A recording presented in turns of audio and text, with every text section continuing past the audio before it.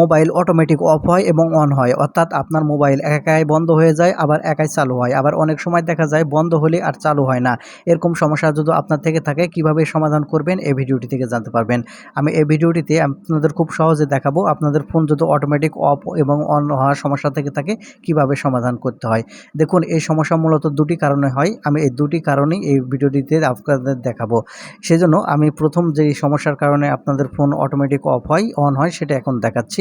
সেজন্য আপনারা যে কাজটি করবেন, আপনাদের ফোন থেকে সেটিংসটি ওপেন করে নেবেন। যখন ফোন থেকে সেটিংস ওপেন করে নেবেন, তারপরে এখান থেকে আপনারা যে কাজটি করবেন, আপনাদের ফোনের যে অ্যাক্সেসিবিলিটি সেটিংস আছে, এই অ্যাক্সেসিবিলিটি সেটিংসটি ওপেন করবেন। অ্যাক্সেসিবিলিটি সেটিংস ওপেন করলে এখানে আপনারা দেখতে পাবেন শিডিউল টাস্ক নামের একটি অপশান। আপনি এখন এখান থেকে শিডিউল টাস্ক এই অপশানটি এখান থেকে ওপেন করবেন। যখন এখান থেকে শিডিউল টাস্ক এই অপশান ওপেন করবেন, উপরে লক্ষ্য করলে এখানে আপনি দেখতে পাবেন schedule power of on option. আপনার এখান থেকে এই শিডিউল পাওয়ার অফ অন এই অপশানটি ওপেন করবেন। তাহলে এখানে আপনারা নিচের দিকে লক্ষ্য করলে দেখতে পাবেন শিডিউল পাওয়ার অফ, আর উপরে আছে শিডিউল পাওয়ার অন। এখন এখান থেকে এই অ্যানোবল বাটনগুলো কোনো রকমভাবে যদি আপনার অন হয়ে থাকে, তাহলে দেখবেন যে আপনার ফোন অটোমেটিক অফ হচ্ছে এবং অন হচ্ছে, এরকম সমস্যা কিন্তু আপনাদের হবে। সেজন্য আপনারা যেই কাজটি করবেন, এখান থেকে যে 4টি অ্যানোবল বাটন দেখতে পাচ্ছেন, আমি ঠিক যেভাবে অফ করে রেখেছি ঠিক এইরকমভাবে আপনারা অফ করে রাখবেন। আপনারা যদি অন হয়ে থাকে অবশ্যই এটা অফ করে রাখবেন।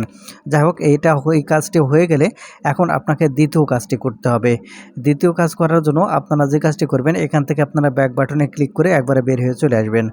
তা বের হয়ে চলে আসার পরে আপনাদের ফোনের যে সিস্টেম সেটিংসটি আছে, আপনাদের ফোন থেকে সিস্টেম সেটিংসটি ওপেন করে নেবেন।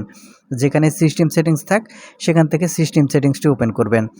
যখন আপনাদের ফোনের সিস্টেম সেটিংস ওপেন করবেন, এখানে যদি লক্ষ্য করেন তাহলে আপনারা এখানে নিচের দিকে দেখতে পাবেন রিসেট অপশান সেটিংস।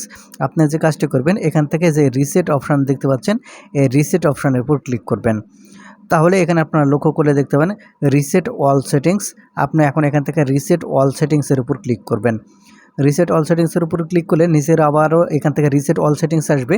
এখন এখানে ক্লিক করবেন। আপনাদের ফোনে পিন লক, প্যাটার্ন লক দেওয়া থাকলে সেটা চাইবে আপনি আনলক করে দেবেন। আপনার ফোন বন্ধ হয়ে আবারও চালু হবে, আর এই সমস্যাটি সমাধান হয়ে যাবে। আর যদি এই দুটি কাজ করে সমাধান না হয়, তাহলে আপনাকে লাস্ট কাজ করতে হবে, সেটা হচ্ছে আপনাদের ফোন অবশ্যই রিসেট দিতে হবে। কারণ অনেক সময় দেখবেন যে আপনার ফোন দীর্ঘদিন যাবৎ ব্যবহার করার ফলে র্যাম যদি একেবারে ফুল হয়ে যায়, সেক্ষেত্রে কিন্তু এই সমস্যাটি দেখা দেয়। তখন আপনাকে যে কাজটি করতে হবে, আপনার ফোন রিসেট করে নিতে হবে।